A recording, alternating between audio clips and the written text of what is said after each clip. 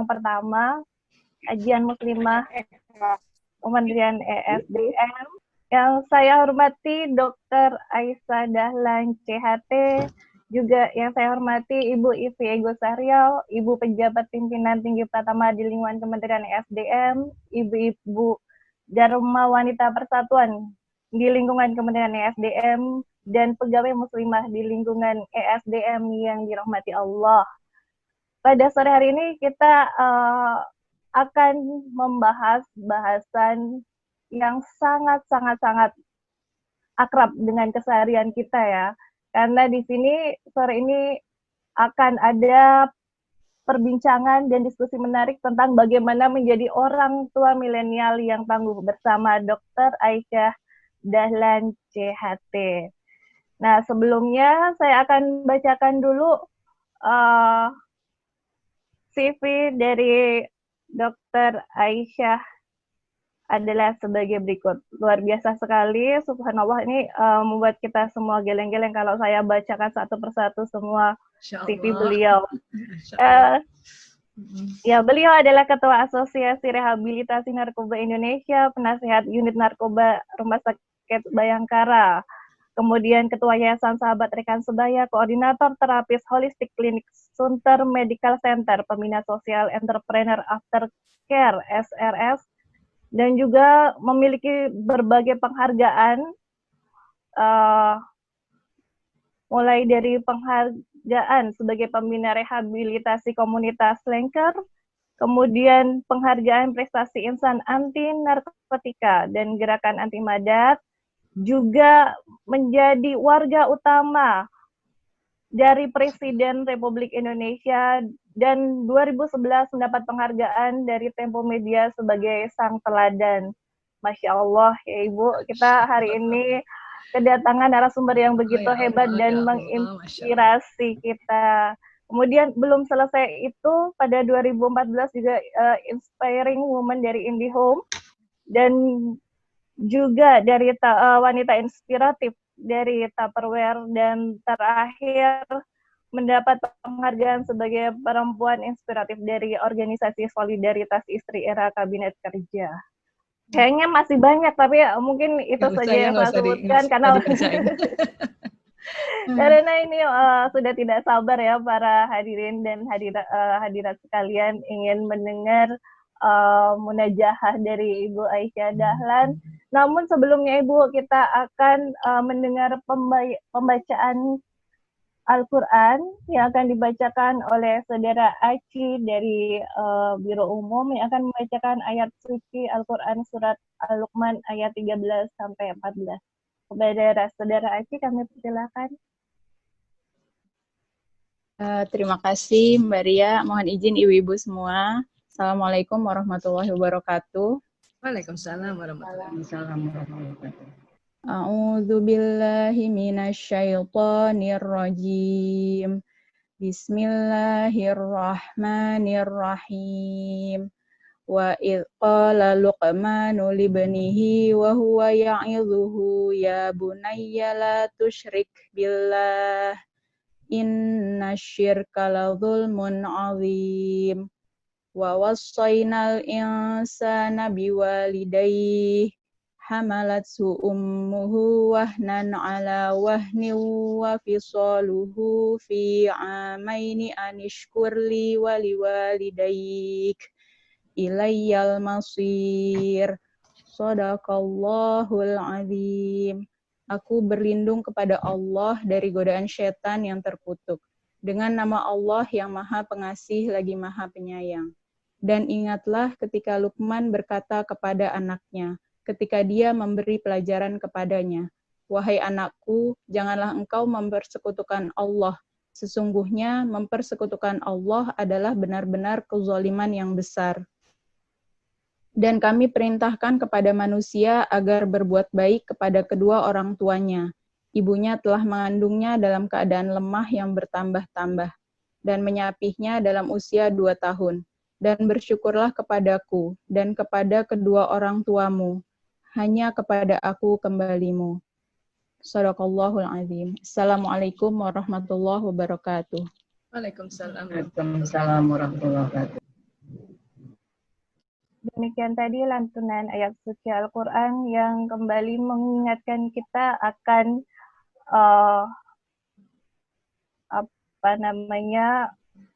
agar kita untuk tidak mempersekutukan dengan sesuatu selain Allah, dan agar kita juga selalu ingat akan bagaimana cara mendidik anak-anak kita agar selalu kembali ke jalan yang benar.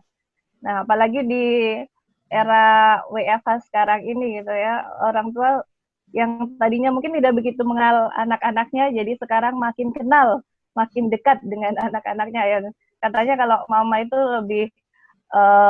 lebih sadis daripada bapak ibu guru di sekolah, dan malah ada yang bilang juga kalau mama lebih sadis daripada macan. Waduh, ini yang jadi introspeksi kita bersama, Ibu. Nah, pada kesempatan ini tepat sekali ada narasumber kita yang sudah siap dengan tausiah beliau yang akan menjadikan diskusi pada kita pada sore hari ini dengan bahasan menjadi orang tua milenial yang tangguh. Jadi langsung saja untuk mempersingkat waktu, kami persilakan kepada Dr. Aisyah Dahlan CHT untuk mempresentasikan dan memberikan tausiahnya. Baik, terima kasih Ibu Khairia ya namanya ya. Ya, baik. Bismillahirrahmanirrahim. Assalamualaikum warahmatullahi wabarakatuh. Waalaikumsalam warahmatullahi wabarakatuh. Alhamdulillahirabbil alamin. Allahumma shalli wa sallim ala sayyidina Muhammad, amma ba'du. Ibu-ibu yang dirahmati Allah, ini terima kasih kami diundang oleh DWP di lingkungan ESDM ya. Dan yang kami hormati Ibu Ivi Ego Syahrial dan Ibu Upi Jamin. Ya, terima kasih sekali lagi ini jadi bisa ketemu dengan ibu-ibu walaupun lewat Zoom ya. Salam kenal buat ibu-ibu yang baru pertama jumpa. Terima kasih tadi sudah disampaikan CV saya ya. Yang pasti seorang ini dari seorang yang bernama Priyanto Sismadi. Kemudian putra-putri kami ada 5, 4 laki-laki, 1 perempuan. Ya, alhamdulillah. Sampai sekarang pun saya tetap belajar terus bagaimana menjadi orang tua di era milenial ini ya. Baik, ibu-ibu izinkan kami nanti berbagi sedikit tentang beberapa tips-tips. Namun sebelumnya saya mohon izin untuk membuka slide, boleh ya? Saya buka slide dulu. Ya.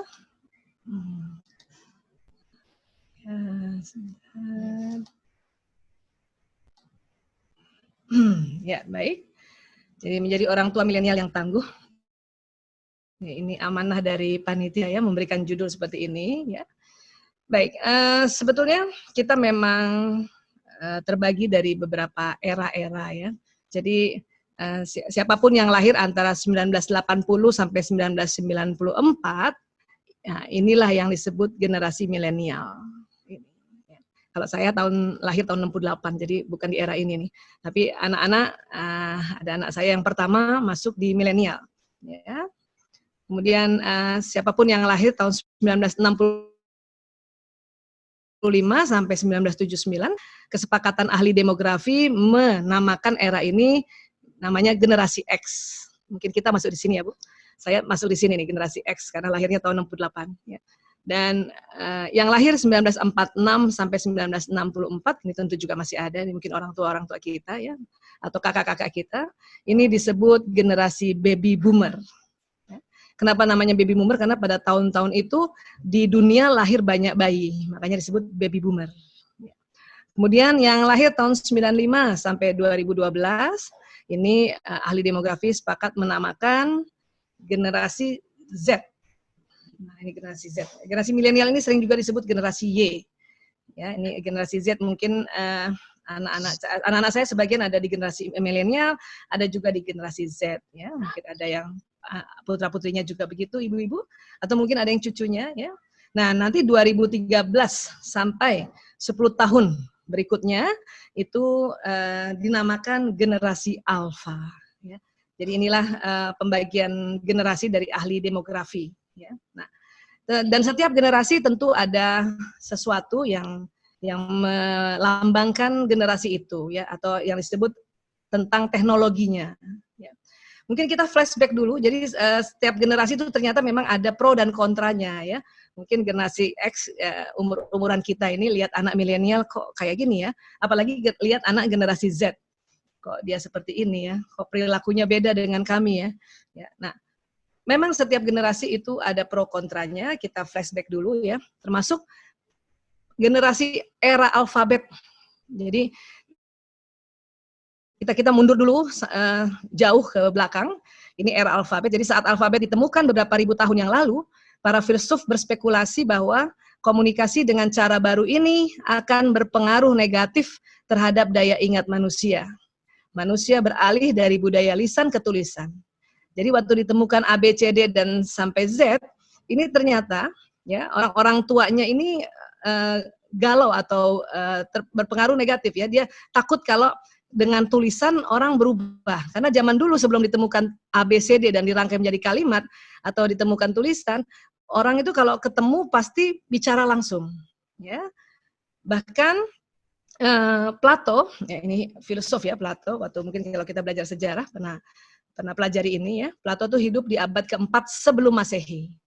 Abad keempat sebelum Nabi Isa alaihissalam lahir. Dia marah sama yang menemukan tulisan. Apa dia bilang? Karena penemuan Anda ini, tulisan ini akan menciptakan lupa di jiwa para pelajar.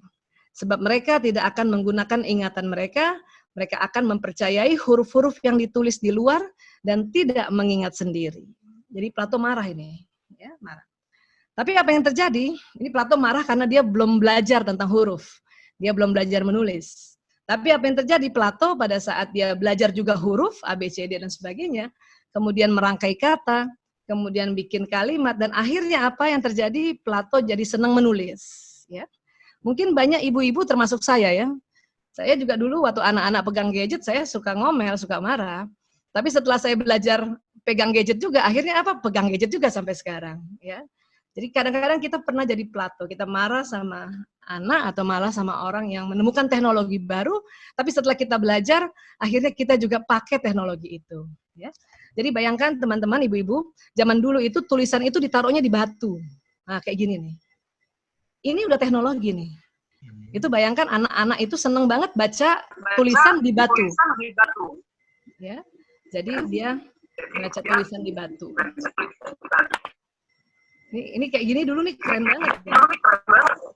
Jadi anak-anak merasa kalau dia baca batu ini, dia fokus konsentrasi. Makanya orang tua zaman dulu jadi kesel, karena dulu kalau orang tua ketemu anak-anak kan ngomong nih. Ya, tapi setelah ditemukan tulisan yang ditulis di batu, orang tua ketemu anak-anak itu mereka tunduk baca batu gini, tunduk baca batu. Mungkin sama kayak sekarang, kita kalau ketemu anak-anak itu banyak kan dia tunduk pegang gadgetnya. Jadi sebetulnya sama. Era batu juga begitu, hanya yang berbeda media teknologinya. Dulu kayak gini tuh keren banget ini buat mereka, bayangkan. Saya sih kebayangnya ada anak-anak yang senang baca cerita di batu gini, kemudian dipanggil ibunya makan. Dia pasti juga sama mungkin sama anak kayak sekarang. Bentar bun, bentar Umi. Karena memang dia sedang membaca. Ya. Kemudian waktu zaman kertas, wah lebih-lebih lagi. Orang-orang jadi istilahnya kutu buku. Dia membaca. Kenapa? Karena ya kertas bisa lebih tipis. Kalau batu kan tebal sekali. Mau baca cerita mungkin harus pakai 10 batu. Nah, kalau kertas lebih tipis lagi. Ya, kemudian teknologi kertas ini apa teknologinya? Tulisannya. Tulisan-tulisannya ini teknologinya nih. Ya, semakin sering ditemukan teknologi cara menulisnya, ya makin orang senang membaca, ya semakin orang jadi tahu tentang ada apa di dunia. Makanya dulu ada dikatakan buku jendela dunia. Karena dengan kita baca buku kita tahu tentang negara-negara di dunia ini. Tapi sekarang ya ini berubah, gadget jendela dunia. Artinya banyak ibu-ibu ya saat ini karena mungkin beda era ya atau beda generasinya ya. Dia senang sekali kalau anak-anaknya baca buku. Itu saya juga begitu. Tapi buat anak-anak milenial dan generasi Z bahkan generasi Alpha, apa dia bilang ya? Lah lebih menjadi jendela dunia gadget karena dengan telunjuk saja cari ya kata-kata yang mau dicari itu di media sosial, ya entah di Google kah, entah di YouTube, itu langsung terakses dan orang bisa tahu, ya di Paris ada apa, di Korea ada apa gitu. Maka mereka generasi ini menyepakati bahwa gadget jendela dunia. Ya. Nah, sebetulnya yang saya ingin katakan adalah bahwa setiap era itu pasti ada teknologinya dan setiap pergantian era pasti ada pro dan kontranya. Nah, ini yang harus kita lebih bijak, ya, harus lebih bijak. Seingat saya zaman saya juga itu teknologi ada namanya teknologi buku diary. Ya, kita curhat di buku diary. Saking rahasianya tuh buku diary itu ada gemboknya tuh. Ya, masih ingat ibu-ibu yang zaman buku diary ada gemboknya kecil gitu. Terus setiap ada buku diary baru yang berwarna dan wangi, ya itu kita langsung berlomba-lomba mendapatkannya. Gitu. Walaupun tidak mudah mendapatkan sesuatu dulu nggak mudah, karena apa? Mungkin mahal, ya. Uang nggak semudah anak-anak sekarang, uang sakunya, ya. Nah itu teknologi-teknologi. Dulu gadget juga dulu kan ada tuh, ya. Zaman pager, masih ingat ibu-ibu? Kita kalau pakai pager tuh udah canggih banget gitu. Terus ada dulu zaman orang tuh tergila-gila dengan talkie-talkie gitu kan, yang kemudian ada perkumpulannya, ada kelompok-kelompoknya yang selalu pakai HT itu, ada dia punya izinnya, kalau kita bilang Yankee Charlie 8 di copy ganti, nah itu era-era kita yang generasi X itu. Ya. Itu aja saya ingat sekali, ayah saya aja marah sama saya. Kenapa? Karena kami saking masih anak muda waktu itu ya, seneng banget teknologi baru sehingga lebih banyak waktunya di teknologi baru itu. Ya, jadi artinya setiap era ini yang penting kita sikapi dengan bijak saja. Ya. Caranya apa? Nah ini tadi saya ada referensi buku kalau ibu-ibu senang baca buku. Ini seorang ibu-ibu nih, namanya Mrs. Yalda. Ya, beliau itu sebetulnya ibu rumah tangga tadinya. Dan kemudian dia punya 2 anak laki-laki, ya. Dan karena dia bingung mengurus bagaimana menjadi ibu di anak laki-laki, akhirnya dia kuliah lagi ambil psikologi, ya sampai dia PhD, sampai dia doktor ambil psikolog anak, ya. Dan kemudian dia dapat award, ya dari UCLA, ya University California Los Angeles. Apa yang dia buat, yang dia tulis, ini menjadi orang tua bijak di era digital. Ya, dia tulis Media Moms and Digital Dads. Buat ibu-ibu yang senang membaca, monggo. Ini referensi yang tidak membuat orang tua panik, tidak membuat orang tua jadi kaku terhadap ya era digital ini atau era milenial ini. Ini dia sangat objektif sekali. Ya. Karena kadang banyak ada referensi-referensi yang bikin takut orang tua. Sehingga orang tua memperketat peraturannya terhadap gadget terhadap anak-anak. Apa yang terjadi? Anak-anak malah memberontak. Ya, dan buku ini bagus. Saya ada beberapa ambil dari sini dan juga saya gabungkan dengan apa yang Allah ajarkan kepada kita manusia ya, termasuk tadi yang Ibu Asri paparkan ngaji tadi Luqman ayat 13-14 ya. Nomor 1 adalah kita diminta jangan mempersekutukan Allah. Ini nomor 1 ajaran yang kita ajarkan harusnya sama anak-anak. Kemudian apa? Ya berbuat baik pada orang tua. Terutama ibu ya, karena di situ jelas dikatakan ibunya telah melahirkan, mengandungnya dan telah menyapinya selama 2 tahun ya, dan diminta bersyukur pada Allah dan bersyukur pada orang tua. Itu yang paling inti itu, menanamkan keimanan. Ya, tetapi itu tadi kita harus tahu mengajarkan anak-anak itu, kalau zaman dulu mungkin pakai buku, sekarang mungkin beberapa pakai buku, tetapi anak-anak lebih tertarik pakai gadget, mengajarkan tentang keimanan, tentang Allah itu zat yang seperti apa. Makanya kita ya harus juga mulai bijaksana terhadap ini. Nah, kalau saya karena belajar ilmu otak, ilmu neuroscience ya, ada beberapa prinsip yang harus kita tahu dari ilmu otak ini ya. Ini mohon maaf, ini gambar otak. Ini gambar otak jenazah yang dikeringkan pakai formalin. Yang ini lihat dari samping, ini otak besar, ini otak kecil. Ini batang otak yang jalan di leher, kalau panjang ke bawah sumsum tulang. Ini otak dilihat dari atas, ini yang bagian dahi. Otak ternyata terbagi 2, Allah buat. Ada yang bagian kanan, ada yang bagian kiri. Ya. Nah, ini otak orang masih hidup kayak gini. Di dalam otak itu banyak kabel-kabel listrik. Jadi di otak itu banyak listrik yang jalan. Makanya salah satunya adalah agar listrik yang di otak jalannya bagus, kita harus tahu pembangkit tenaga listrik di otak itu adalah air.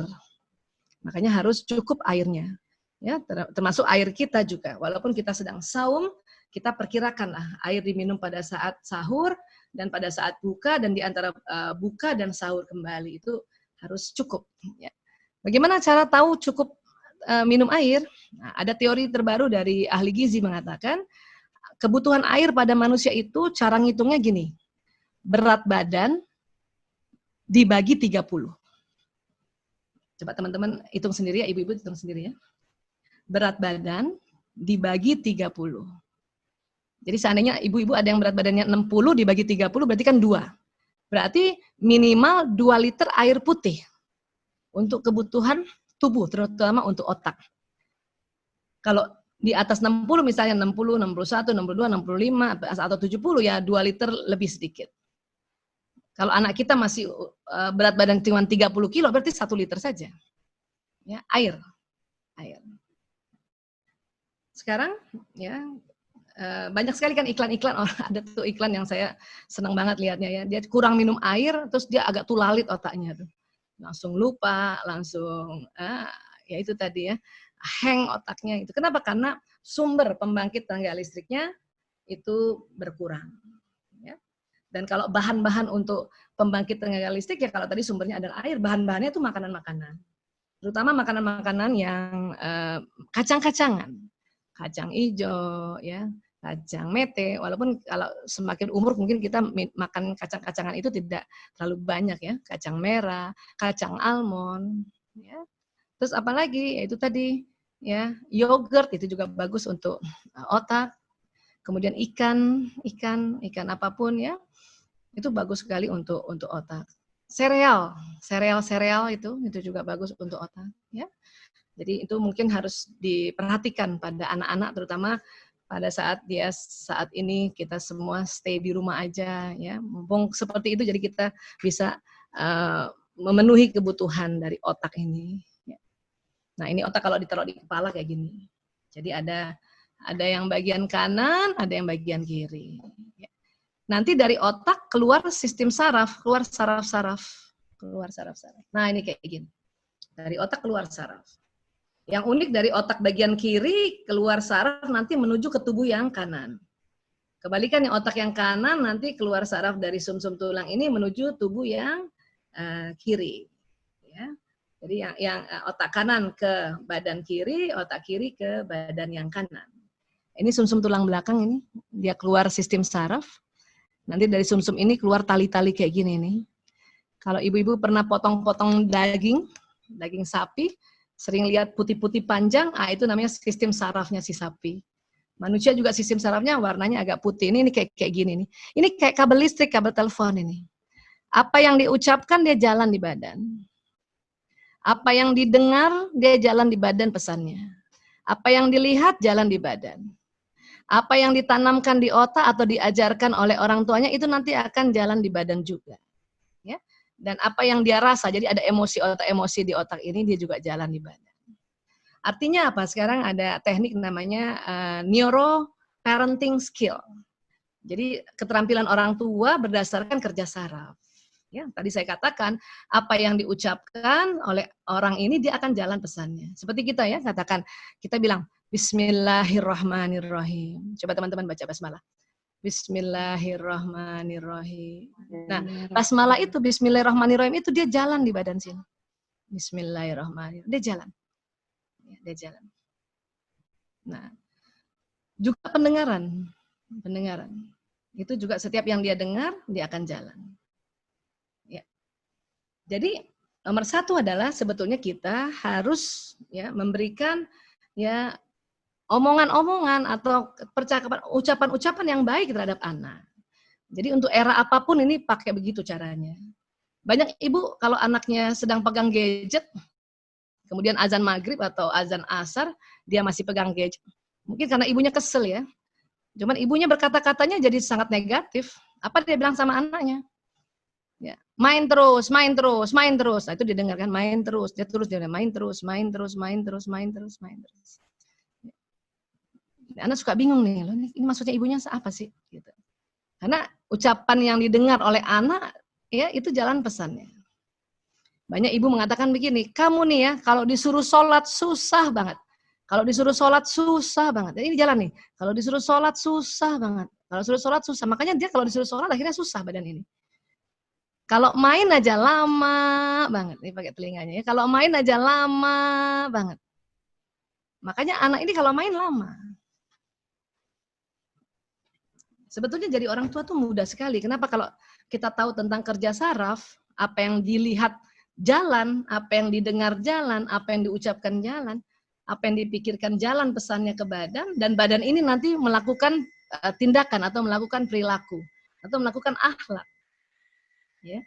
Artinya apa? Kita memang harus sampaikan yang baik-baik saja. Kalau memang sudah waktunya sholat, itu anak masih pegang gadget, kalau kita bilang main terus, dia main terus nanti.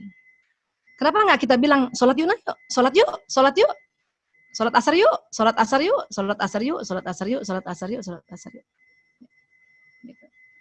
Dan kalau perlu matanya ini anak, karena mata juga membawa pesan, mata juga pada saat ibunya suruh ajak dia sholat, matanya anak ini sudah lihat kita juga sudah siap untuk sholat.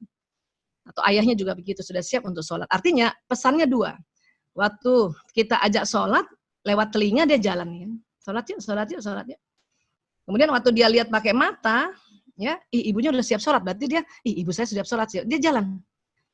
Maka badan ini, ya, yang tadinya malas-malas itu lama-lama dia jalan sendiri itu. Dia bangkit sendiri untuk mengerjakan apa yang kita minta. Ini dia nih, makanya mengapa kita jadi contoh teladan juga. Banyak anak ibunya suruh sholat, ya udah bagus telinganya menerima ya suruh sholat, sholat gitu kan. Tapi pas anaknya lihat, ibunya sendiri sedang pegang gadget, ibunya tidak sholat, maka perintah yang dari telinga ini akan hilang oleh perintah dari mata. Akhirnya badan ini malas melakukan apa yang disuruh. Jadi sebetulnya gampang sekali. Terhadap suami juga begitu. Kadang-kadang laki-laki kan bapak-bapak itu senang banget juga pegang gadget. Dia lebih senang ya peluk gadgetnya daripada peluk istrinya. Nah, kemudian kadang-kadang kita marah kan. Gadget terus. Nah, kita bilang begitu sama suami, ini gadget terus. Maka si suami itu juga akan pegang gadget terus. Sebetulnya kenapa? Gampang kan? Memang ini era gadget, apalagi laki-laki.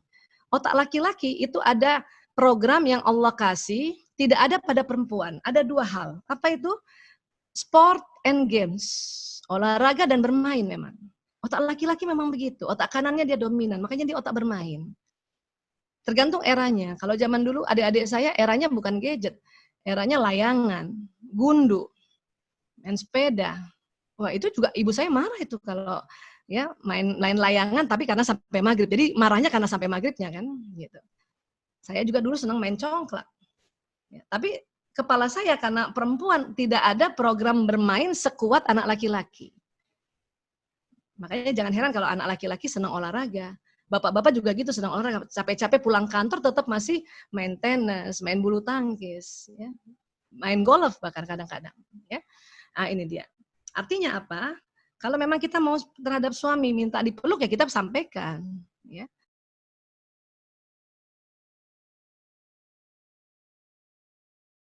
Jadi si suami ngerti, oh dia minta dipeluk, oh gitu. Karena banyak ibu-ibu atau istri atau siapapun itu kalau marah dia bicara ya kurang terkontrol sehingga nanti jalan ke sistem saraf ini. Ya, jadi menjadi orang tua yang tangguh di era milenial kita tahu bahwa ini sudahlah, ya ini memang eranya, sudah tenang-tenang aja dulu. Satu, kedua, oh ada sistem saraf toh yang membawa pesan ke badan. Artinya ya kita sampaikan yang apa yang kita mau. Jadi kalau ibu-ibu mau bilang sesuatu, kadang sering yang diucapkan apa yang tidak kita mau. Ya. Kamu nih ya, kalau kerjain PR males banget. Kalau kerjain PR males banget. Kerjain PR males banget. Maka itu nanti betul-betul males karena jalan nih pesannya di badan. Padahal kita maksudnya ya supaya dia rajin kerjain PR. Kita sering mengucapkan apa yang tidak kita suka. Harusnya kan kita bilang aja, nak, ya, yang rajin ya kerjakan PR-nya ya. Ayo kerjakan PR. Kalau dia malas-malasan atau dia lamban-lamban kerjain PR, kita bahasanya bilang, ayo nak dipercepat kerjain PR-nya. Jadi sesuai apa yang kita mau. Untuk itu caranya adalah, ya, sebelum kita meminta sesuatu pada anak atau menyuruhnya, diam dulu sebentar, tarik nafas, bismillahirrahmanirrahim, terus tanya dalam hati, jadi saya maunya apa? Oh, saya mau dia kerjakan PR yang rajin, ya. Sampaikan itu, nak, yang rajinnya kerjain PR-nya. Jadi berhenti dulu, jadi nggak asal mengucapkan, karena apa yang kita ucapkan sering terbalik. Sehingga anak melakukan yang terbalik itu, nanti kita marah lagi. Ya. Nah, ini dia. Jadi sistem saraf membawa pesan di badan. Dan kadang-kadang anak itu sendiri juga sering mengucapkan sesuatu yang membuat dia ya kacau badannya. Contoh ya misalnya, kan sekarang lagi stay at home, mungkin karena sudah 2 bulanan ya. Itu anak akan bilang, aduh bosen nih. Nah, yang diucapkan bosen, terus bosen. Parah nih. Itu juga sama, kita juga gitu. Kalau kita sendiri, yang orang tuanya bilang bosen, kita bosen. Nah, kita memberikan informasi kepada anak bahwa ini bosan. Kita sendiri ngomong bosan, kena sama tubuh kita, terus anak juga kena. Jadi kita sebisanya tidak memancing kalimat-kalimat yang negatif. Kenapa? Karena dia jalan, nanti badannya mengerjakan seperti apa yang diucapkan. Nah, ini yang nanti berbahaya. Ya. Karena emosi juga ada di otak. Mungkin kita saat ini lagi takut ya, takutnya macam-macam nih. Takut ini kan permasalahannya bukan permasalahan kesehatan saja, nih perekonomian juga tidak berputar. Ini kalau kita takut. Nah, ini nanti badannya bisa sakit. Belum apa-apa bisa sakit. Yang bahaya adalah apa yang ditakutkan nanti bisa terjadi. Ya, kenapa? Karena kita ucapkan terus. Belum apa-apa sudah terjadi di badan. Nah, ini yang bahaya. Ini makanya badan kita bisa sakit. Ini yang diistilahkan psikosomatis. Saat ini banyak orang kena psikosomatis. Badannya sakit karena pikirannya, karena ucapannya. Padahal kalau diperiksa, ditensi, diperiksa lab, nggak ada masalah. Ya, nah ini dia. Oke. Ini juga kita pakai satu ini ayat pendidikan nih, Masya Allah. Ada surat Ali Imran ayat 159. Ya. Apa Allah berfirman, Bismillahirrahmanirrahim, maka karena rahmat dari Allah, engkau bersikap lemah lembut terhadap mereka. Sekiranya engkau berlaku keras dan berhati kasar, tentulah mereka menjauhkan dari sekitarmu. Nah ini dia nih, jadi kita diminta lemah lembut. Dan Allah sudah ya ingatkan kita, kalau kita keras dan berhati kasar, nanti mereka lari, menjauhkan dari sekitarmu. Saya sejak tahun 98 sudah mengurus pasien-pasien kecanduan narkoba. 4 tahun terakhir juga mengurus pasien-pasien yang kena LGBT. Ya, kenapa salah satunya mereka seperti itu? Karena salah satunya ya, karena kan orang tua kita zaman dulu kan belum banyak belajar tentang parenting ya. Apalagi kalau memang orang luar ya. Kayak saya ini orang Bugis kan keras dia. Jadi di sini sudah dikatakan sekiranya engkau berlaku keras dan berhati kasar, nantilah mereka menjauhkan dari sekitarmu. Anak nanti menjauh, dia lebih sering di luar. Yang bahaya karena bandar narkoba itu memang sudah banyak di Indonesia, karena anak sering di luar, maka pada waktu yang salah ketemu orang yang salah, dan anak kita terbujuk oleh ya rayuan-rayuan kejahatan yang ada di luar. Terus ada yang bilang, Bu Aisyah, saya sebetulnya sudah lemah lembut, tapi tuh anak masih songong, masih ngeselin. Nah ini lanjutannya nih. Maka maafkanlah mereka dan mohonkan ampun bagi mereka. Jadi kalau kita sudah berusaha lemah lembut, itu anak masih kasar ya. Kemudian juga tadi kan suruh berbuat baik kan di surat Luqman ayat 13 tadi kan. Ditambah lagi Ali Imran ya. Karena dia masih kasar maka maafkanlah mereka. Jadi kita bilang ya Allah saya maafkan anakku ya Allah. Kalau perlu karena anaknya banyak sebut siapa yang dimaafkan ini. Ya saya maafkan anakku ya Allah. Fulanah binti fulan ya Allah. Kemudian Allah minta lagi dan mohonkan ampun bagi mereka. Jadi kita bilang sebagai ibunya Allah saya ampuni dia ya. Saya mohon ampun baginya ya Allah. Yang pertama maafkan, ya Allah saya maafkan dia, ya Allah ampuni dia. Nah itu. Baru dan bermusyawarahlah dengan mereka dalam sesuatu urusan. Baru kita ajak musyawarah.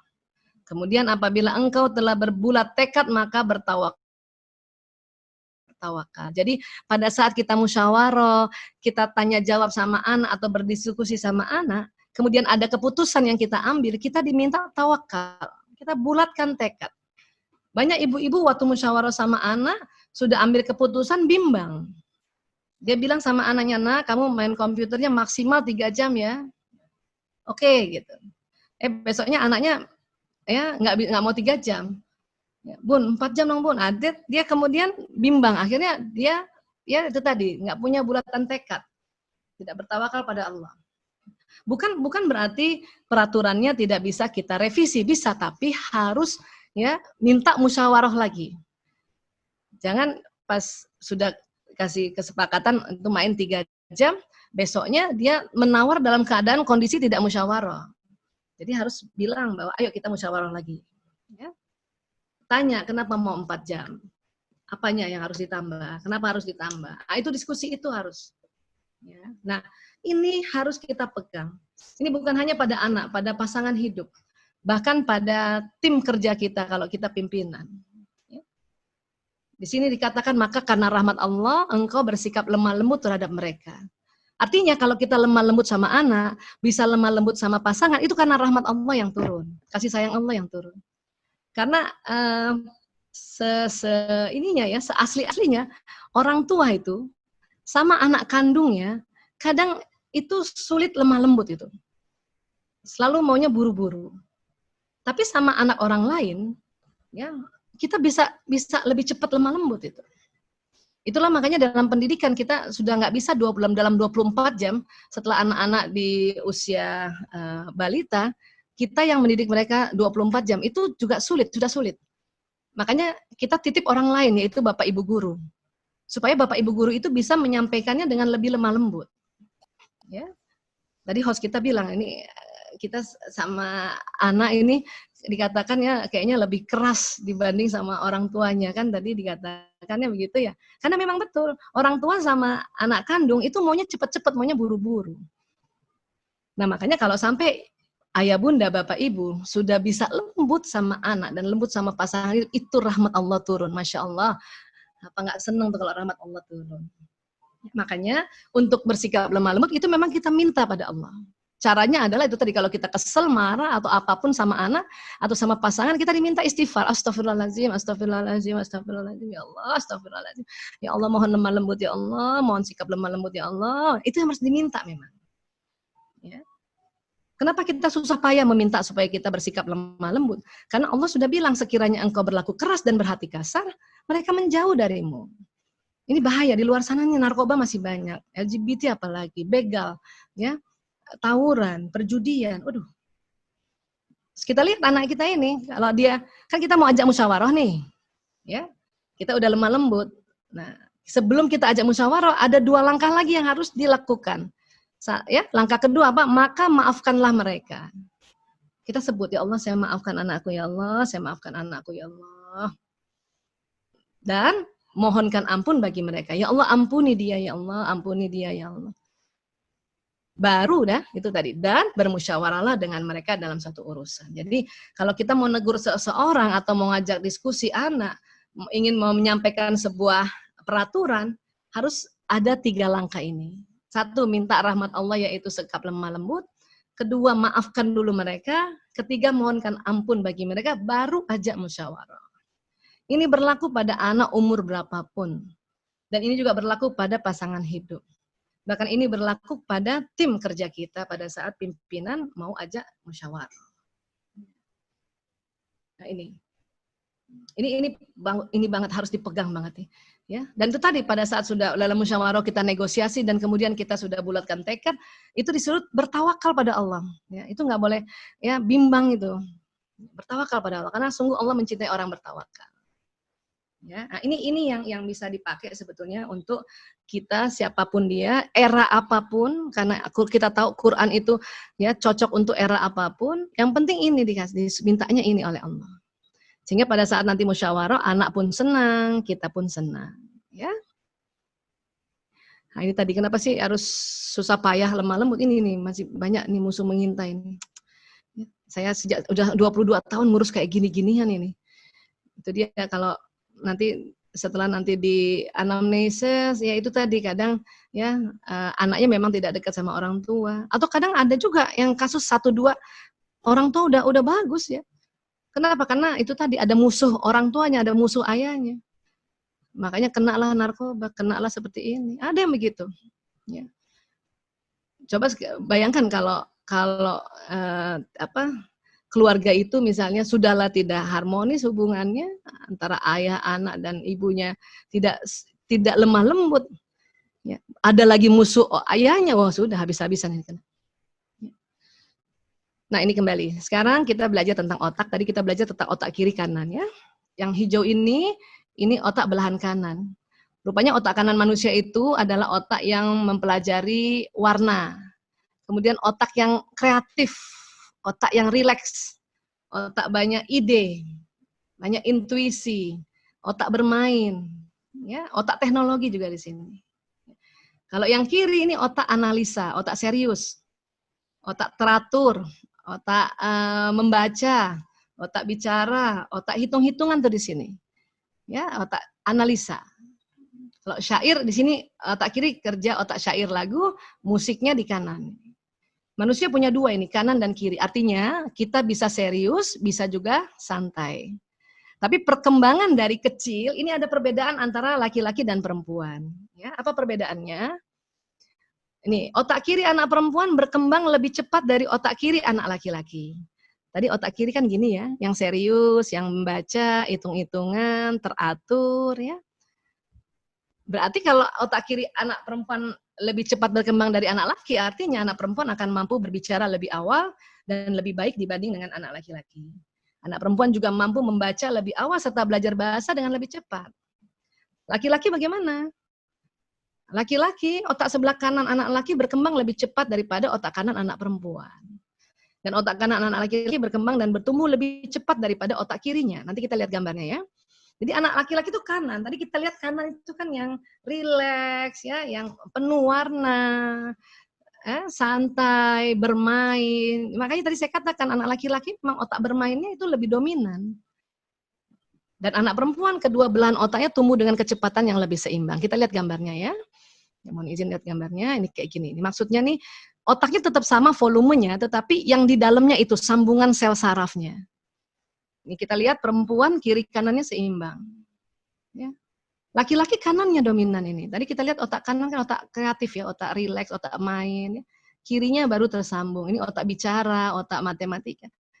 Makanya waktu anak kita masih kecil, atau mungkin ibu-ibu ada yang punya cucu, anak perempuan umur 3 tahun itu enak diajak bicara. Dan sudah bisa menganalisa. Kadang kalau disuruh pilih baju, anak perempuan udah bisa. Aku mau pink aja, itu anak perempuan. Anak laki apa yang dilakukan? Karena dia otak bermain, apa-apa dibuat bermain. Sisir nanti dibuat tembak-tembakan. Ya, atau dia mungkin main mobil-mobilan dan cuma ngomongnya, nah itu karena anak laki-laki kanan. Otak untuk bicaranya ini masih belum lagi tersambung. Makanya jangan heran kalau punya cucu laki-laki atau anak laki-laki masih kecil, waktu di TK, dia kalah cepat dengan yang perempuan. Ya. Dan kita diminta nggak boleh membandingkan. Kenapa? Karena memang otaknya berbeda. Ini ciptaan Allah ini. Kalau kita mau ngajarkan membaca anak laki, itu beda dengan perempuan. Anak perempuan pakai buku gini aja, pakai tulisan misalnya BO, BO, ala, bola, anak perempuan sudah tahu. Anak laki kalau cuma tulisan saja dia nggak ngerti. Kenapa? Karena yang berkembang otak kanannya dulu. Ya, tulisan bola dia nggak ngerti. Karena otak kanan otak benda, otak warna-warni, sekalian mending beli bolanya. Nanti bolanya ditulis tulisan bola itu bolanya. Nah itu dia ngerti tuh, oh ini tulisannya bola kayak gini gitu. Saya punya 4 anak laki-laki, untung sudah belajar sedikit ilmu ini. Jadi zaman dulu ngajarin membaca anak-anak itu semua barang-barang ditempel tulisan, kursi ditempel tulisan kursi. Meja ditempel tulisan meja. Bahkan supaya anak-anak tahu tulisan ibu itu IBU, saya bikin tulisan ibu tempel di dada saya sini. Jadi 2 hari jalan dengan tulisan ibu, anak udah tahu itu tulisannya ibu kayak gitu. Kenapa? Karena dibantu dengan otak kanannya, otak benda, otak gerakan, ya, otak warna, otak imajinasi. Sekarang kita lihat lagi. Setelah 6-12 tahun apa yang terjadi? Perempuan tetap kiri kanannya seimbang nih. Laki-laki masih kanannya doang. Kirinya baru siap. Makanya anak laki itu baru siap belajar membaca dan menulis serius itu baru umur 6 tahun ke atas. Makanya peraturan masuk SD 7 tahun itu menyelamatkan anak laki-laki. Kenapa? Karena anak laki-laki itu memang baru 6 tahun. Ya, mulai tersambung. SD kan kurikulumnya kurikulum analisa, lebih banyak kurikulum analisa. Analisa tuh otak kiri. Perempuan waktu SD hukum analisa, kurikulumnya analisa dia paham. Laki-laki tetap nggak paham kalau kita tidak dibantu dengan imajinasi atau permainan. Makanya waktu SD ini jarang sekali anak laki-laki ranking 1. Kenapa? Kalau sekolah yang dianggap ranking itu matematika, bahasa, datang teratur di sekolah, nggak terlambat, ya duduk manis, itu otak kiri, otaknya perempuan. Jarang sekali anak laki-laki ranking 1 itu. Kecuali sekolah yang dia tidak melulu melihat matematika, bahasa, keteraturan, tapi dia lihat juga ekstrakurikuler, sepak bolanya bagaimana, komputernya bagaimana, gitu kan. Olahraganya bagaimana, itu anak laki mungkin bisa ranking. Ya, sekarang kita lihat lanjutannya. Perempuan sama 12 sampai 18 juga kiri kanannya seimbang. Laki-laki masih tetap kanannya. Tapi kiri sudah mulai. Makanya SMP sudah mulai bisa nganalisa, SMA udah lumayan lagi. Tapi tetap kanan. Jadi jangan heran kalau anak laki itu selalu main aja. Ya. Kapan anak laki-laki itu seimbang otaknya? Nanti di atas 18 tahun. Pas dia sudah mulai masuk mahasiswa. Jadi buat teman-teman, ibu-ibu yang anak lakinya masih kecil, ya sudah sabarlah. Ya. Ketahuilah bahwa anak laki-laki memang Allah ciptakan otak kanannya yang dominan, agar apa? Agar dia bisa bekerja, jago teknologi. Ya. Bermain buat anak laki-laki itu adalah belajar. Jadi buat ibu-ibu yang anak laki-lakinya main terus, kita supaya tenang, ibu harus bilang, oh dia sedang belajar. Tinggal kesepakatan konten permainan sama jamnya, itu yang harus dibicarakan, dimusyawarahkan dengan cara ya seperti tadi Ali Imran 159. Ini makanya kita akan merasakan bahwa kok anak laki agak beda ya. Ibu-ibu kalau nggak seperti tadi ya Mrs. Yalda itu kan anaknya 2 laki-laki, dia bingung dengan otak laki-laki, dia bingung nggak kayak saya ya. Akhirnya dia belajar psikologi, ya. Akhirnya dia belajar psikologi dan sebagainya. Ya, jadi ini tentang otak ya. Mungkin kita buka diskusi dulu, mungkin ada yang mau ditanyakan, baru nanti kita lanjutkan. Saya kembalikan pada host dulu. Silakan. Ya, terima kasih Bu. Oh, iya. Ya. Mungkin ada yang mau ditanyakan.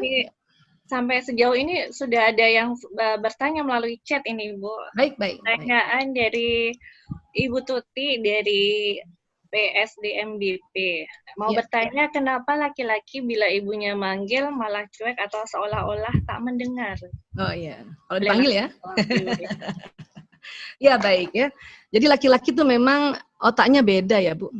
Ya, ini kita belajar nih. Ini otak laki-laki nih yang ini nih, yang male ya. Ini apa sih? Nah, ini yang orange ini otak bahasa. Laki-laki tuh otak bahasanya cuma di otak sebelah kiri. Perempuan otak bahasanya kiri kanan. Artinya tempat bicara perempuan lebih banyak kan? Makanya jangan heran kalau perempuan lebih banyak berbicara kan gitu. Itu aja jadi masalah tuh.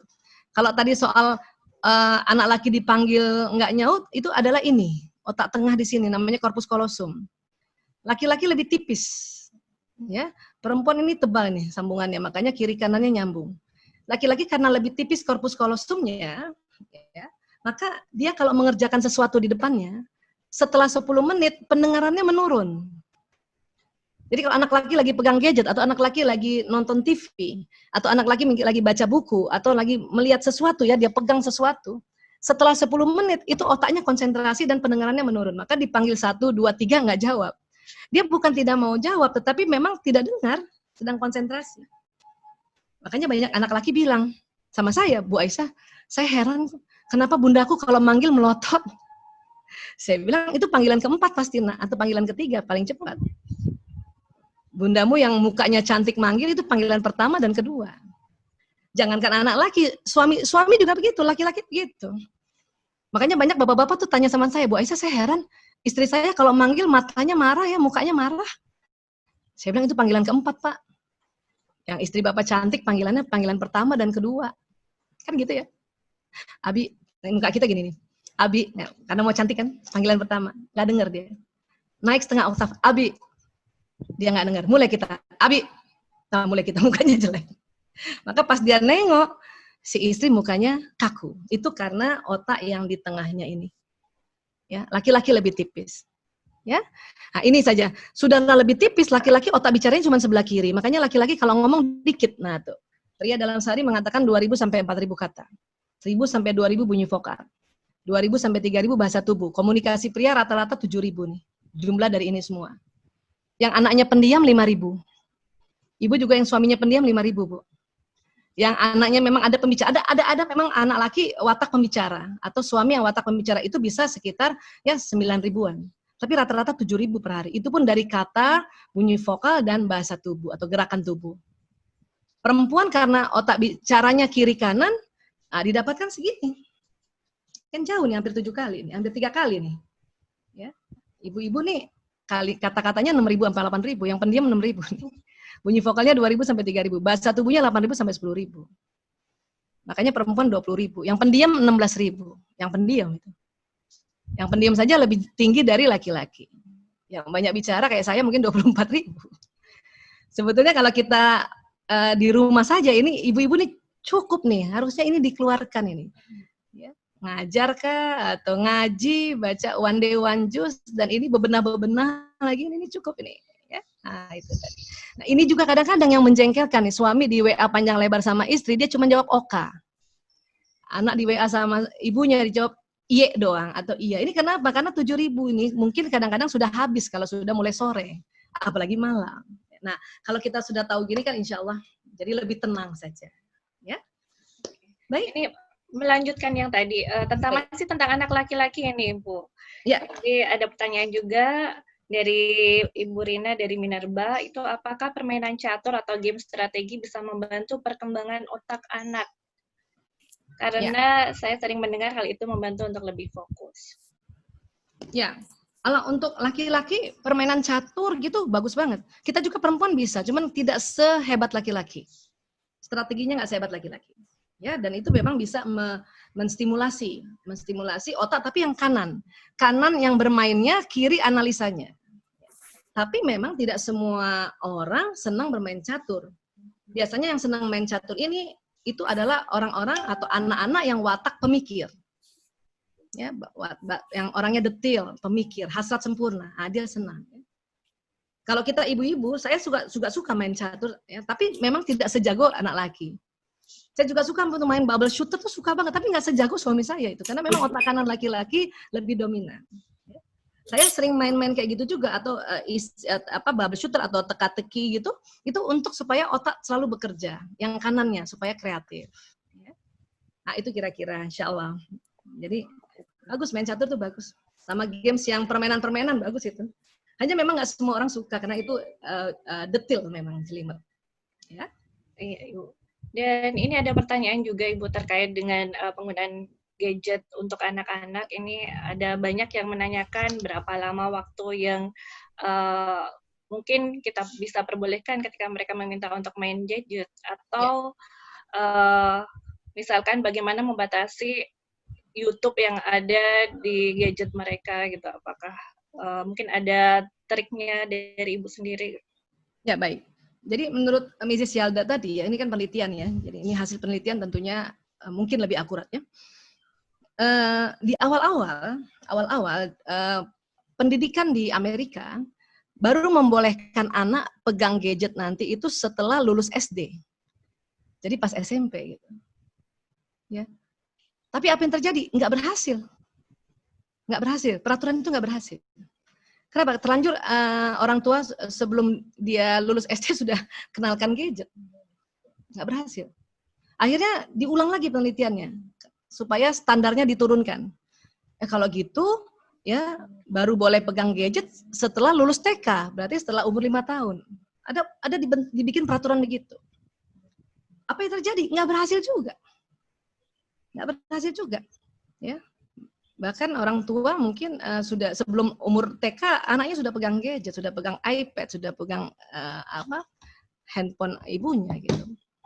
Akhirnya dibikin lagi penelitian berikutnya, dan ini tidak bisa ditawar. Kapan ditawar akan terjadi kerugian-kerugian besar di otak. Apa?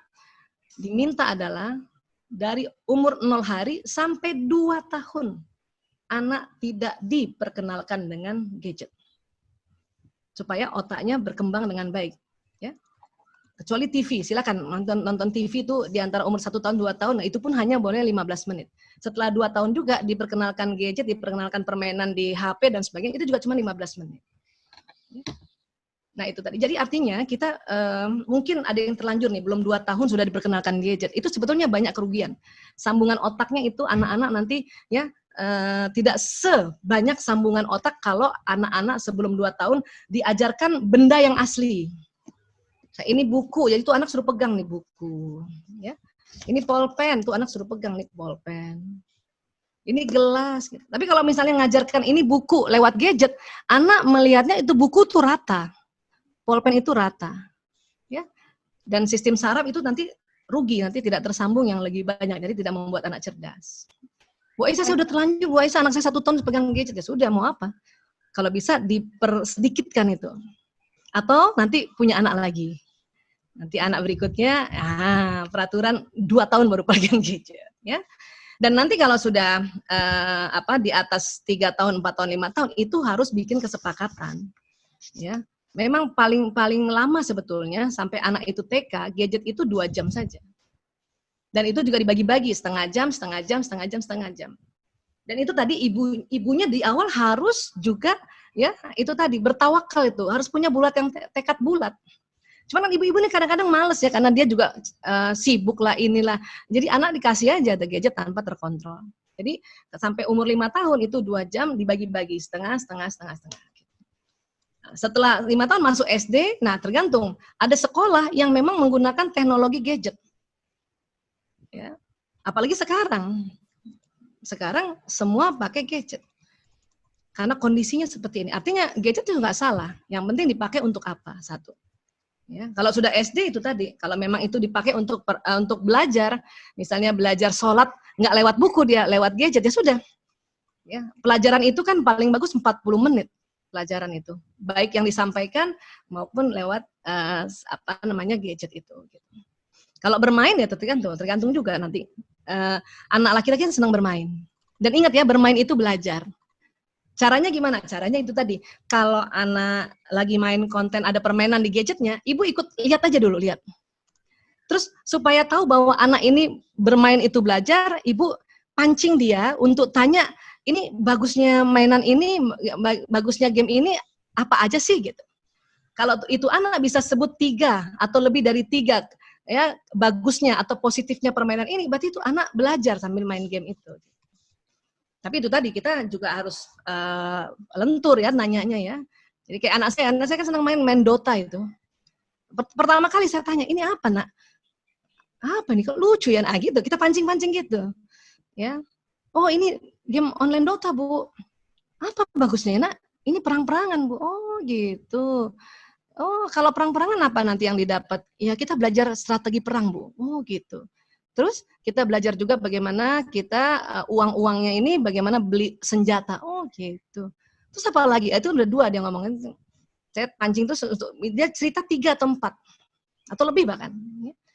Kita kenalan sama teman-teman sedunia Bu. Iya ya, kan online ya. Iya, oke. Berarti itu anak belajar. Jadi tanya apa 3 manfaatnya gitu. Cuman itu tadi yang lentur nanyanya. Jangan kita terlalu saklek. Nah, sebutkan 3 manfaat dari game online ini. Ya, jangan begitu.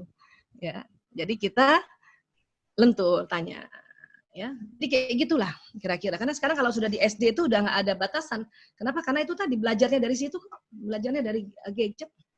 Ya, jadi nggak semua gadget itu jelek, tergantung kontennya. Kan anak-anak belajar dari gadget ya sudah mau di apa. Gitu. Tapi itu tadi belajar juga bagus otak itu 40 menit. Oke. Iya Ibu, ini lanjut lagi pertanyaannya ya, dari Ibu Yarmami. Ini, apakah boleh mengenalkan pengajaran hijaiyah atau bentuk warna dan sebagainya menggunakan game di gadget? Atau sebaiknya cara klasik? Umurnya berapa dulu? Umur kalau sudah 2 tahun nggak apa-apa lewat. 4 laki-laki. Di atas 2 tahun, di atas 2 tahun nggak apa-apa lewat gadget. Jadi kalau belum 2 tahun, pakai cara klasik. Di kertas saja dulu. Kalau sebelum 2 tahun ya, kertas. Karena anak itu biar dia meraba juga, ya warna gitu. Oh ini warna gitu. Di kertas boleh atau di benda langsung. Kalau sebelum 2 tahun. Setelah 2 tahun dikombinasi dengan secara klasik dan juga lewat gadget nggak apa-apa. Kenapa? Karena memang gadget itu menarik sekali ya, karena dia ada warna, ada gambar, ada suara, itu semua cocok dengan kepentingan otak kiri kanan. Ada warna, ada musik, ada gerak, itu otak kanan. Ada tulisannya, itu otak kiri. Itulah makanya kenapa kalau diajarkan lewat gadget itu orang inget banget karena otak kiri kanannya tersambung. Kalau kita belajar pakai buku ya dan bukunya tidak ada gambarnya, itu membosankan karena otak kiri yang bekerja. Kayak misalnya ini buku nih nggak ada gambarnya ini. Tapi kalau misalnya dibikin gambar kayak gini gitu ya, nah, kayak gitu. Ya ada gambar, ada warna kalau perlu, itu baru otak kiri kanan nyala. Jadi kalau buku-bukunya cuma tulisan aja itu memang capek, kita nggak cepat ngerti. Terus terang, ya. Quran aja sekarang ada diwarna-warnain, ya. Nah, itu menarik itu.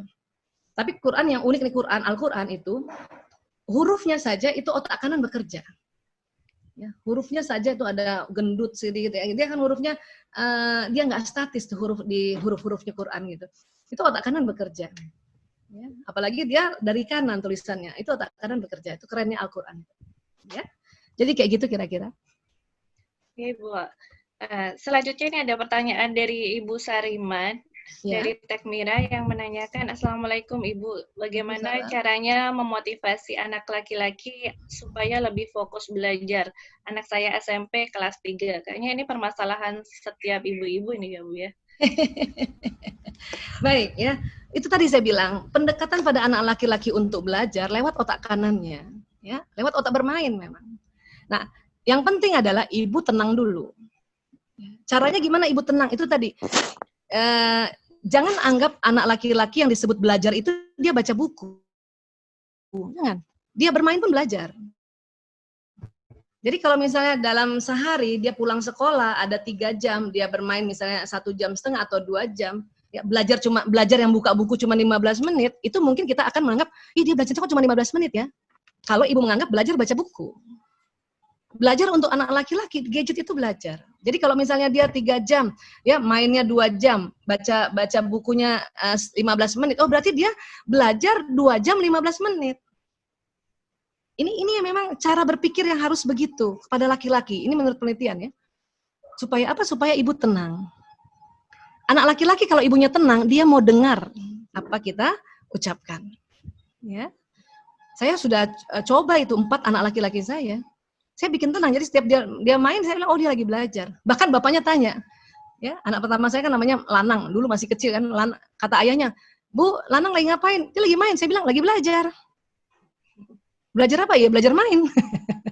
Belajar permainan itu. Yang namanya belajar itu di dalam otak itu adalah pertemuan sambungan-sambungan otak.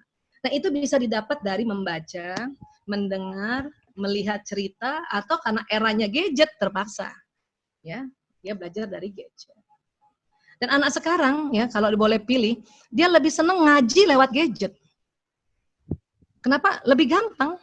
Bisa cari halamannya gitu. Dan satu lagi, kalau saya tanya anak saya, kenapa kamu nggak pakai Quran, Nak? Aku takut salah taruh. Nanti taruh di bawah, Qurannya taruh di buku, taruh di tas ranselnya taruh di bawah. Atau dia nggak sengaja masuk ke WC, tas ranselnya ikut, di situ ada Quran. Jadi anak-anak sekarang takut bahwa Quran mushaf itu takut salah naruh. Ya, makanya dia pakai gadget. Karena ini nggak dianggap mushaf. Ya, nah itu tadi. Jadi kita harus tanya terus, kenapa kamu senang ini ya, kenapa senang ini, kenapa. Ya, jadi kayak gitu kira-kira ya, insya Allah. Aduh, ini pertanyaannya banyak sekali, Bu. Semoga waktunya cukup sampai kita nanti mungkin sekitar jam 5 ya, Bu ya. Mangga. Jadi selanjutnya ini juga masih terkait dengan gadget dalam diri anak. Itu bagaimana kita mendeteksi adanya masalah dalam diri anak terkait toleransi gadget, terutama mereka sudah remaja. Jadi gini, menurut para ahli gadget, yang dikatakan kecanduan gadget, kalau satu, anak itu sudah main pakai uang dalam main gadget itu. Uang beneran ya. 2, ya, ini anak kita dalam tim gadget, tim permainan grup gadgetnya itu, dia selalu ya nggak mau kalah. Jadi teman-temannya dimusuhin semua, itu namanya udah kecanduan kalau kayak gitu. Ya. Adapun misalnya ya 1 jam, 2 jam, atau bahkan 3 jam, dia pegang gadget dan kita tahu apa isi gadgetnya itu. Oh, dia lagi belajar, dia belajar biologi, dia belajar anatomi, itu nggak apa-apa. Jadi patokannya itu saja. Kapan dia kecanduan tuh 2 tadi. 1, ya sudah pakai uang betulan. 2, dia sama temen grupnya aja udah ngamuk. Nah, itu kecanduan namanya. Nah, itu perlu diterapi. Ya. Saya sendiri bersama tim sedang membuat juga rehabilitasi untuk kecanduan gadget. Kami melihatnya juga hampir sama dengan kecanduan narkoba gitu. Jadi kami nanti akan ajarkan bahkan dalam satu program di rehabilitasi kecanduan gadget ini, malah itu anak kita ajarkan bikin gamenya. Coba kamu bikin. Jangan cuma main doang. Coba bikin. Kenapa? Karena kadang-kadang ya dengan orang bikin game itu juga jadi pemasukan, jadi pekerjaan juga, jadi ahli. Jadi tuh anak nggak diajarin main aja. Coba kamu bikin tuh gamenya, coba emang enak bikin. Jadi ada program kayak gitu, ya. Tapi itu tadi 2 itu aja. Kalau mau bikin kesepakatan anak main gamenya kapan, jam berapa, itu memang kita harus bicara di waktu yang khusus. Dan nggak usah setiap hari marahin anak dan tegur anak dan kasih peraturan-peraturan anak, jangan tiap hari. Itu otak anak langsung, ya itu resisten namanya, kebal. Jadi gimana dong? Kalau saya, karena anak saya banyak 5, ya saya dulu waktu anak-anak masih TK sampai dia SMA, sampai SMA ya, kalau udah kuliah udah nggak boleh lagi kita apa-apain, dia sudah ya. Sebulan sekali bawa 1 anak dari 5 itu untuk ya waktu bersama untuk ngobrol, dan itu tadi negosiasi di situ. Nah, supaya ingat, saya biasanya pakai tanggal miladnya. Kayak Mas Lanang itu lahir 18 Juni. Jadi setiap bulan tanggal 18 saya jemput dia sore di sekolahnya, ajak makan. Kenapa? Karena anak laki-laki itu otak makan minumnya lebih lebar dari perempuan. Jadi pantang nasihati anak laki dalam keadaan perut lapar. Maka ajak makan. Jangan di rumah, nanti ada adik-adiknya lagi. Ntar rebutan ngomong. Anak laki kan ngomongnya cuma sedikit, sore, dan nggak boleh malam. Pantang nasihatin anak laki malam hari, karena 7.000 kata udah habis. Dia dengar tapi nggak bisa respon, nanti ibunya lagi yang marah. Ya. Jadi saya bawa anak saya tuh, pergi makan berdua aja. Sambil dia ngomong, udah 3-4 suap, kita ngobrol. Ya. Kita bikin peraturan-peraturan di situ. Mulai dari peraturan main gadget. Di situ negosiasi. Ya. Pernah anak saya minta main gadgetnya, waktu itu ya masih SD 4 jam. Saya bilang, jangan dong nak, 1 jam aja. Apa dia bilang, main game apa ibu 1 jam? Ya nggak apa-apa, kita denger aja di situ. Jangan lagi bilang marah-marahin, oh, terus nyari mau apa. Akhirnya dapat kesepakatan 2 jam. Saya naik 1 jam, dia juga turun 2 jam. Oke ya nak, main game online-nya 2 jam ya. Oke, ini game online ya. Game online. Bukan lagi kalau misalnya dia belajar ngaji lewat gadget lain. Baik, mulai besoknya ya, dalam perketemuan itu dia juga boleh minta apa, misalnya, Bu, aku mau beli bass, dia memang pemain musik, dari SD tuh senang main bass. Uang aku Bu cuman sedikit Bu, kita patungan Bu, ayo patungan. Emang berapa harga bassnya? 3 juta Bu. Oh, uangmu 250.000. Patungan yang 1-2,5, harganya 3 juta. Tapi karena omongan ini di tempat yang khusus, dan waktu yang khusus, saya nggak marah. Coba anak saya minta main bass waktu saya di kamar, misalnya lagi bebenah-bebenah, atau lagi di dapur, bisa marah itu. Makanya harus ada waktu khusus. Ya. Nah, saya ingat sekali waktu penentuan 2 jam, ya, besoknya anak saya set kontrol itu Mas Lanang main gamenya. Saya catat loh, saya punya catatan. Tanggal berapa, tanggal segini, dia main. Kok 2 jam lewat 15 menit ya? Padahal waktu pun sebelum 2 jam udah diingatkan, nah, bentar lagi 2 jam. Iya Bu, oke Bu. Hari kedua 2 jam 30 menit. Hari ketiga 2 jam 20 menit. Hari keempat 2 jam 35 menit. Hari kelima 2 jam 15 menit. Paling cepat 2 jam 15. Bahkan pernah 2 jam 45 menit atau 2 jam 50 menit. Tapi saya catat. Dan tidak dibahas saat itu. Percuma dibahas saat itu. Dia nggak bakal mau terima. Sudah dibawa aja itu catatannya. Kapan? Tanggal 18 bulan depannya. Tanggal 18 bulan depannya saya bilang, nak, maaf ya nak, kalimatnya juga harus yang bagus, maaf ya nak, Kan kita janjinya 2 jam main game online. Kok ibu catatan ibu 2 jam 15, 2 jam 30 menit, ada yang 2 jam 45, 2 jam 50. Nah. Jadi kita kalau mau tegur anak harus ada fakta.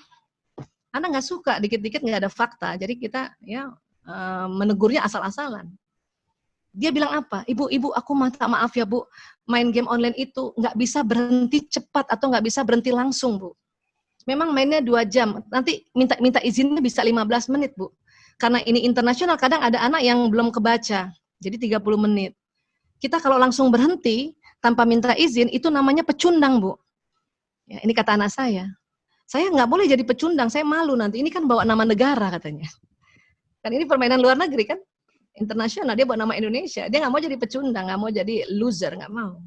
Oh gitu, jadi gini deh saya bilang. Mainnya 2 jam, minta izinnya paling lama 30 menit, oke? Nah jadi peraturannya yang direvisi. Tapi merevisi peraturan dalam kondisi musyawarah yang benar.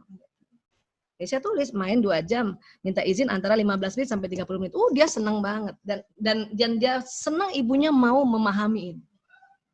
Dan anak saya lanang sekarang, dia itu sudah dokter ya, tetapi dia punya profesi apa? Ya, dia trainer Pokemon Go.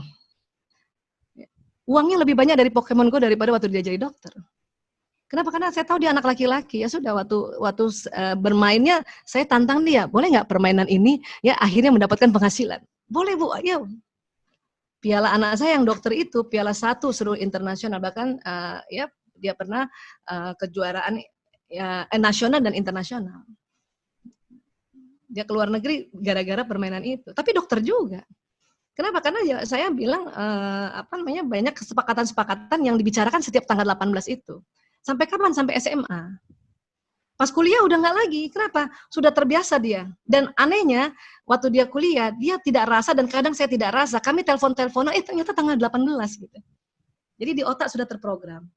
Anak yang kedua lahir 22 Juni, berarti tiap bulan tanggal 22.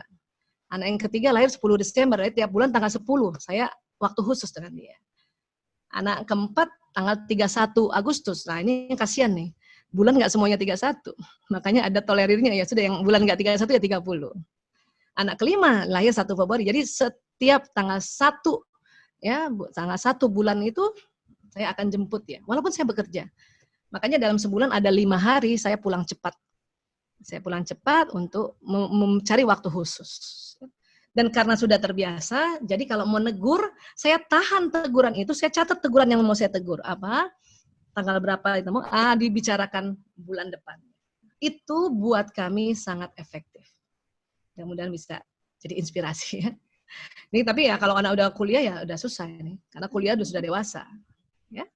Dan itu untung juga itu ya Bu ya, tanggalnya beda-beda. Kalau misalkan 5 anak tanggalnya ternyata 3 sama gitu kan jadi masalah. Nah itu berarti ada sejam-sejam doang itu. Ya alhamdulillah tuh pas tanggal yang beda ya. Pokoknya bersyukur banget. Iya, jadi sekarang anak saya ya alhamdulillah 2 dokter, 1 sekolah kedokteran, yang ketiga, yang keempat memang masih SMA, yang kelima masih SMP. Dan saya lihat banget anak laki saya 4, dia sampai SMA itu main aja terus, main belajar. Tapi karena ibunya bilang main itu belajar ya sudah. Ya. Apa yang terjadi waktu dia kuliah itu benar-benar otak kiri kanannya seimbang, baru tuh dia serius. Dia malah kuliahnya semangat. Karena kalau dari kecil anak laki-laki kita paksa juara satu, yang bahaya apa? Otak kanannya tidak berkembang. Kita paksa otak kirinya terus. Memang sekolahnya kadang-kadang masuk perguruan tinggi negeri yang terbagus di negara ini, tapi semester 3 bosan. Sering banget saya ada konseling anak-anak kayak gitu. Kenapa? Ranking 1 terus ya SD. Anak laki-laki maksud saya. Kalau perempuan memang ranking 1 bisa lah. Anak perempuan memang otaknya disiapkan. Cuman tetap perempuan otak kanannya tidak sedominan anak laki-laki. Kita kalau tolak teknologi, anak laki-laki lebih jago. Ya. Jadi kayak gitu kira-kira. Iya, Bu. Ini dari pertanyaan tampaknya hampir semuanya itu anak laki-laki ini. Iya, karena memang beda otaknya ya. Ada lagi di pertanyaan tentang saya mempunyai 2 anak laki-laki, hampir setiap hari mengingatkan untuk mengeluarkan lunchbox. Tapi susah sekali mereka ingat untuk mengeluarkan lunchbox itu. Nah, umur berapa itu? Nah ini Ibu Nani Hasanah kayaknya tidak menyebut umur di sini. Oh iya. Berarti lunchbox berarti masih SD masih, dong ya? TK dan SD ya. Ya, begitulah memang anak laki-laki. Tapi nggak usah bosen untuk mengingatkan. Nah, ayo lunchbox-nya. Ayo lunchbox-nya. Setiap hari sudah. Kapan nanti dia bisa mengingat soal kayak gitu? Pas nanti mahasiswa. Jadi ajarkan aja anak-anak laki kedisiplinan tiap hari. Tapi karena kita tahu otak kanan yang berkembang, jadi ibu-ibu nggak usah bertanduk. Ya, woles, tenang, slow. Ya. Kenapa? Karena nanti dia baru mateng itu atau dia akan pakai ilmu-ilmu yang ibunya kasih, pas dia kuliah, dia pisah sama kita, dia pakai itu ilmunya. Tapi memang tetap kita kasih tahu. Itu lucu memang anak laki itu. Ya, baik. Ini ada juga dari pertanyaan dari Ibu Nova Hadina dari Tekmira. Apakah ada efeknya apabila ternyata otak kiri anak laki-laki lebih duluan berkembang daripada otak kanannya? Ya, sebetulnya anak laki-laki semuanya kanan. Yang kadang-kadang bikin kanannya nggak berkembang, kirinya terus dipaksakan, itu orang tuanya kadang-kadang. Ya, ibunya paksa, dia belajar baca mulai dari 3 tahun, tanpa kita pakai benda. Ajarin baca bisa, tapi harus pakai benda, karena otak kanan. Ibunya paksa dia harus baca lewat tulisan. Hitung-hitungan dari umur 3 tahun lewat tulisan tanpa ada benda. Nah, itu berarti otak kirinya berkembang duluan. Itu yang bikin dia nanti kadang-kadang capek dan tidak kreatif, ya. Tetapi memang ada anak laki-laki sekitar 20% sampai 25%, dia memang pemikir, yang watak pemikir. Nah, watak pemikir itu dia dari kecil udah pandai matematika. Tapi anak laki-laki pandai matematikanya matematika yang bukan aljabar. Laki-laki itu pandai matematika yang geometri, ilmu ukur ruang. Itu jago dia karena otak kanan. Jangankan gitu, misalnya ada lemari nih, ya, ada lemari pakaian, kita mau masukin kamar nih lewat pintu. Anak laki itu cuma lihat aja lemarinya, dia udah bilang itu bisa masuk, Bu. Atau misalnya nggak cukup, itu nggak cukup, Bu. Kalau kita enggak, kita hitung tuh di bawahnya berapa lantai. Baru kita hitung pakai meteran baru kita. Itu perempuan. Anak laki matematika ilmu ukur ruang, geometri. Dia cuma lihat dari bisa, Bu, itu masuk tuh, Bu. Nah gitu, ya. Nah, kalau dia belum umur 6 tahun dikasih aljabar, itu susah anak laki-laki. Ya, 1 tambah 1 ya sama dengan misalnya kan 2 kurang 1, itu dia kurang ngerti itu. Nanti tapi bukan berarti tidak dikasih tahu aja, tapi nanti baru dia ngerti mulai nanti SD ke atas. Ya.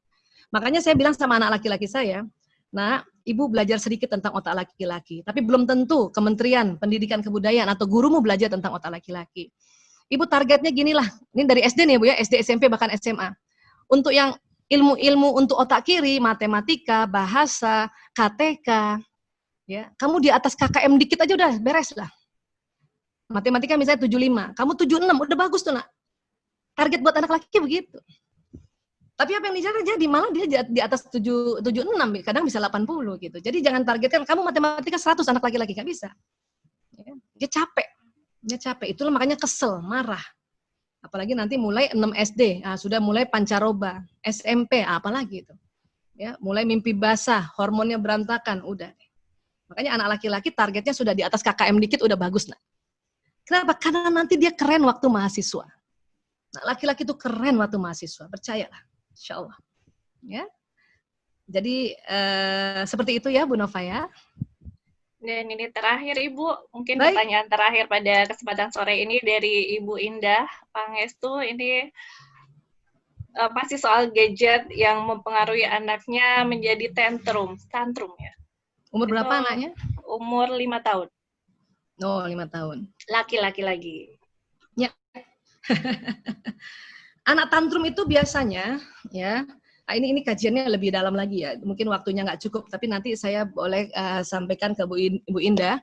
Coba cari modul atau YouTube kami yang judulnya bahasa kasih atau bahasa cinta. Ya, jadi anak-anak yang tantrum itu sebetulnya bukan karena gadgetnya di awal itu, bukan. Ada baterai di otaknya atau baterai kasih di otaknya yang tidak di-charge. Yang tidak di-charge oleh ayah ibunya. Itunya makanya dia tantrum. Ya. Kenapa? Karena anak-anak yang tantrum ini adalah anak yang biasanya anak yang watak ya mengatur. Anak mengatur. Ini watak pemimpin nih, mengatur. Dan dia punya baterai kasih sayangnya itu pelayanan. Artinya apa? Dia tantrum mungkin karena gara-gara gadgetnya ibu ambil, itu cara yang keliru. Artinya mungkin beberapa bulan atau sudah berapa tahun itu baterai pelayanannya dia tidak terisi. Ya. Anak-anak yang tantrum ini, anak-anak yang bahasa pelayanan ini, dia senang banget kalau dilayani orang tuanya atau dibantuin. Minimal gini, pas makan itu anak lihat ibunya yang ambilin piring, ambilin sendok, ambilin minum, kalau perlu masakin makanan dan kasih dia, itu dia cocok banget di otaknya itu. Pelayanan, ya. Atau dia lagi betulin sepeda, tanpa dia minta kita bantuin, apa nak yang ibu bisa bantu? Ini bunda ini. Nah, itu pelayanan namanya, itu baterai kasih pelayanan. Jadi sebetulnya bukan karena gadgetnya, karena baterai kasihnya si anak yang pelayanan ini itu belum ke-charge. Kenapa? Karena baterai kasih itu harus di-charge setiap hari. Minimal seminggu 3 kali. Ya. Saya punya anak juga yang tipe kayak gitu, nomor 2 tuh. Ya. Tapi itu tadi, untung sudah belajar bahasa kasih. Jadi kalau dia ada, ini bersaudara nih, cuman dia yang diambil piringnya oleh saya ambilin minumnya, itu nggak masalah itu. Kenapa? Karena adiknya yang lain belum tentu bahasa kasihnya pelayanan. Adiknya yang lain mungkin bahasa kasihnya pujian. Makanya saya harus puji dia tiap hari. Baru kasih nasihat. Ya. Ada lagi, ada anak yang bukan pelayanan, bukan pujian, sentuhan fisik. Saya punya anak 5. Yang nomor 3 dan 4 sentuhan fisik. Jadi kalau dia mau makan, saya peluk dia. Ayo nak makan nak. Usap-usap kepalanya. Enggak diambilin piring, nggak apa-apa dia. Dia bukan pelayanan, dia nggak perlu itu, dia perlu sentuhan fisik. Nah ini bisa didapat di tema pembelajaran tentang bahasa kasih. Ya. Jadi sebenarnya bukan karena gadgetnya. Ini gadgetnya sudah pencetus saja nih. Sudah pencetus. Ya. Baik, kalau gitu Bu Khairia. Iya, terima kasih Ibu Dr. Aisyah Dahlan yang dengan semua tausiahnya dan sudah menjawab semua pertanyaan dari ibu-ibu muslimah yang hadir pada kesempatan sore hari ini. Dan terima kasih sekali lagi Ibu. Sama-sama, alhamdulillah. Jazakumullah khairan katsiran buat DWP SDM ya. Salam hormat buat Ibu Ivi. Ya, iya. Terima kasih juga dan semoga kita semua yang hadir pada kesempatan kali ini bisa menjadi orang tua milenial yang tangguh gitu sesuai dengan tema kita pada kesempatan sore hari ini. Pokoknya ingat dia kerja sarafnya. Jadi sampaikan yang baik, dengarkan yang baik. Satu lagi pakai Ali Imran 159. Iya. Dan tibalah kita pada penutup perjumpaan tausiah sore ini. Dan sekali lagi mungkin ada beberapa poin penting yang mungkin tadi sebelumnya ketinggalan yang perlu digarisbawahi untuk menjadi orang tua tangguh, orang tua milenial yang tangguh saat ini. Yang pertama yaitu prinsip utama dalam mendidik anak adalah tidak mempersekutukan Allah dan mendidiknya agar berbakti kepada kedua orang tua. Kemudian yang kedua, sikapi dengan bijak perkembangan teknologi. Tidak membuat kita kaku, tetapi kita lebih banyak membaca dan kita mencari tahu. Jangan terlalu keras, karena ketika kita keras, maka anak akan cenderung akan memberontak. Dan ketiga, sampaikan yang baik, ucapkan yang kita mau. Itu berlaku dalam setiap gen ya Bu ya, tidak gen X, Y, Z gitu, semuanya karena ada sistem saraf yang akan menjalankan pesannya di badan anak-anak. Ya. Jangan sampai justru pesan negatif yang kita sampaikan ke sana. Betul. Nah, hadirin hadirat yang dimuliakan Allah, selanjutnya kita juga harus mendasarkan tadi yang disampaikan oleh Ibu Aisyah bahwa dalam Quran surat Ali Imran ayat 159 itu ketika kita mengasuh anak atau ingin mendidiknya, yang pertama yang kita lakukan adalah minta rahmat Allah. Yang kedua maafkan dan mohon ampun kepada Allah. Kemudian yang ketiga ajaklah bermusyawarah. Dan terakhirnya kita bertawakal termasuk dalam itu tadi meletakkan baterai kasih pelayanan ya yang terakhir ini istilah yang baru saya dengar pertama kali juga ini baterai kasih pelayanan yang luar biasa. Jadi baterai kasih macam-macam ada 5. Salah satunya yang tadi suka tantrum itu berarti pelayanan. Ya, mungkin nggak bisa dibahas sekarang, mungkin bisa dilihat di YouTube atau ya tentang bahasa kasih. Ya. Bahasa kasih ya. Oke. Demikian, terima kasih sekali para muslimah Kementerian ESDM dan juga Ibu Dharma Wanita. Bentar. Ya.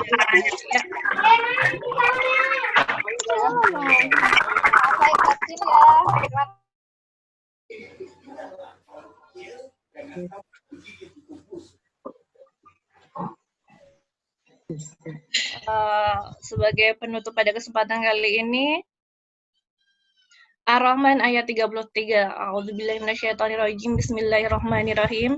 Ya maghsyaral jinni wal insi in istata'tum an tanfudhu min aqtaris samawati wal ardi fangduru la tanfudhuna illa bisultan.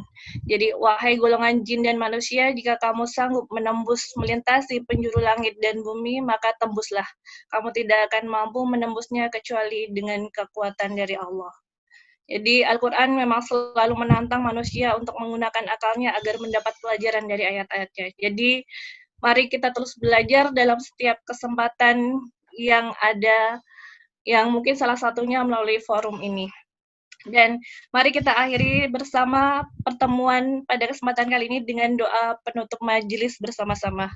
Subhanallahumma bihamdika asyhadu an la ilaha illa anta astaghfiruka wa atubu ilaik. Ya, dan mohon maaf bagi atas segala kekurangan. Akhirnya kita tutup bersama. Billahi taufiq wal hidayah. Wassalamualaikum warahmatullahi wabarakatuh. Waalaikumsalam warahmatullahi wabarakatuh.